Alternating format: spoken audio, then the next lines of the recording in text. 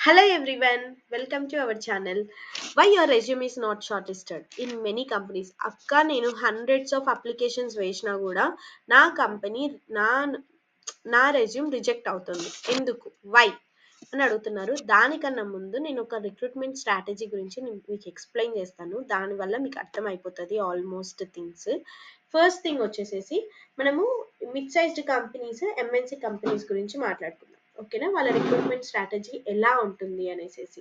అసలు ఒక MNC company, ఒక మిడ్ సైజ్డ్ కంపెనీ ఫస్ట్ ఏం చేస్తారంటే, ఒక స్టార్టప్ కంపెనీ అయినా సరే ఏం చేస్తారంటే, వాళ్ళ కంపెనీలో ఏదైనా ఓపెనింగ్ ఉంటే, ఒకవేళ ఫ్రెషర్కే ఓపెనింగ్ ఉంది, ఒకవేళ ఎక్స్పీరియన్స్ పర్సన్కే ఓపెనింగ్ ఉందనుకోండి, ఏం చేస్తారంటే ఫస్ట్ వాళ్ళు అక్కడున్న పర్సన్స్ ఎవరున్నారో, సపోజ్ ఇంటర్నల్ ఎంప్లాయీస్ ఉంటారు కదా, ఆ ఇంటర్నల్ ఎంప్లాయీస్కి మెయిల్స్ చేస్తారనమాట.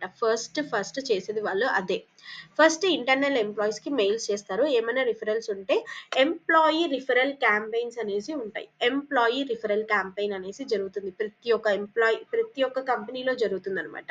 ఓకేనా? ఈ ఎంప్లాయీ రిఫరల్ క్యాంపెయిన్లో త్రూ వాళ్ళు రిఫరల్స్ ఇస్తారనమాట. ఆ రోల్స్ ఉంటాయి. ఒకవేళ లేకపోతే ఏమి ఇవ్వలేం కానీ ఉంటే అలా ఇస్తారనమాట. ఆ రిఫరల్స్ త్రూ కొన్ని వెళ్ళిపోతాయి. ఇప్పుడు 2000 పోస్టులు ఉన్నాయి. 2000 పోస్ట్లో ఒక 500 పోస్టులు రిఫరల్స్ త్రూ వెళ్ళిపోతాయి. ఓకేనా? ఇలా వెళ్ళిపోతుందా? ఇప్పుడు నెక్స్ట్ వచ్చేసేసి ఇంకా ఏమున్నాయి, 1500 పోస్టులు ఉన్నాయి కదా. ఈ 1500 పోస్టులను ఏం చేస్తారంటే ఎందులో పోస్ట్ చేస్తారు? వాళ్ళ కెరీర్ సెక్షన్లో పోస్ట్ చేస్తారు. ఓకేనా? వాళ్ళ కెరీర్ సెక్షన్లో పోస్ట్ చేసి అక్కడ నుంచి ఎవరైనా అప్లై చేసుకుంటే, మోస్ట్ రీసెంట్ అప్లికేషన్స్ ఉంటాయి కదా, కీవర్డ్ గుర్తుపెట్టుకోండి, మోస్ట్ రీసెంట్ అప్లికేషన్. ఓకేనా?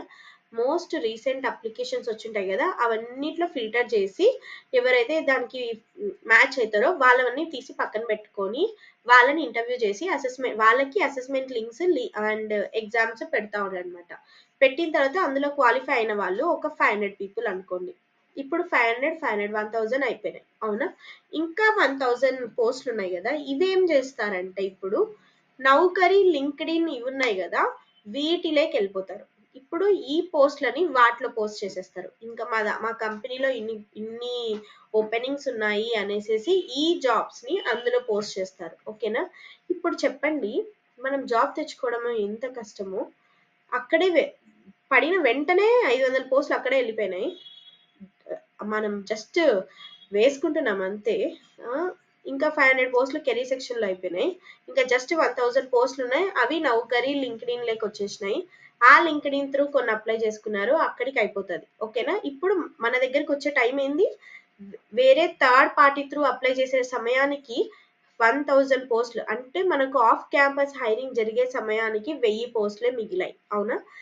హౌ ఎన్ని స్టెప్స్ దాటుకొని ఒక జాబ్ మన దగ్గరికి వస్తుందో మీరు ఆలోచించండి. అందుకే ఒక జాబ్కి ఇంత కాంపిటీషన్ పెరిగిపోతుంది. ఒక ఎంప్లాయీ ఇప్పుడు సపోజ్ ఒక ఫ్రంట్ ఎండ్ డెవలపరే కావాలనుకో, ఆ ఫ్రంట్ ఎండ్ డెవలపర్కి ఎంత లేదన్నా 10,000 మంది వరకు కాంపిటీషన్ ఉంది. ఓకేనా? Because of only this. ఇన్ని పడతాయి అక్కడక్కడే అయిపోవడం వల్ల. అక్కడక్కడే అయిపోయి లాస్ట్కి వచ్చేసరికి ఈ 1000 పోస్టులు ఉంటాయి కదా, ఈ 1000 పోస్టులు థర్డ్ పార్టీస్ త్రూ వెళ్ళిపోతాయి. ఈ థర్డ్ పార్టీస్ త్రూ ఎలా వెళ్తాయి? కొన్ని కన్సల్టెన్సీస్ త్రూ వెళ్తాయి, కొన్ని హెచ్ఆర్ రిఫరల్స్ త్రూ వెళ్తాయి అన్నమాట. కొన్ని ఇలా వెళ్ళిపోతాయి.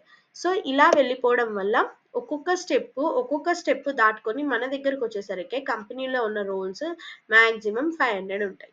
ఆ 500కి మనం అప్లై చేసుకుంటాం. అవునా? సో ఇలా రిక్రూట్మెంట్ ప్రాసెస్ ఇంత హార్డ్గా జరుగుతుందనమాట. ఇన్ని స్టెప్స్ దాటుకొని మన దగ్గరికి ఒక జాబ్ పోస్ట్ వచ్చేసరికి ఇంత టైం పడుతుందనమాట. సో అందుకే నేను మన రెజ్యూమ్ ఎందుకు షార్ట్ లిస్ట్ అవ్వదు అంటే ద మెయిన్ రీజన్ ఇదే. అందుకే నేను చెప్పేది, రిఫరెన్స్ అడగండి, ఒక వీడియో క్రియేట్ చేసుకోండి, మ్యాక్సిమం అందరితో కనెక్ట్ అవ్వండి. ఎవరెవరితోనో రీల్స్, ఇన్స్టాగ్రామ్ అని పెట్టుకుంటాము, వీళ్ళతో కనెక్ట్ అవ్వండి, హైరింగ్ మేనేజర్స్తో కనెక్ట్ అవ్వండి, ఫౌండర్స్తో కనెక్ట్ అవ్వండి అనేది నేను ఇందుకే. బికాస్ అక్కడే అయిపోతున్నాయి, మన దగ్గరకు వచ్చేసరికి ఏం మిగలట్లేదు. అందుకే మనకి జాబ్ ఇంకా రాలేదు. ఆఫ్ క్యాంపస్లో జరిగేదంతా ఇదే.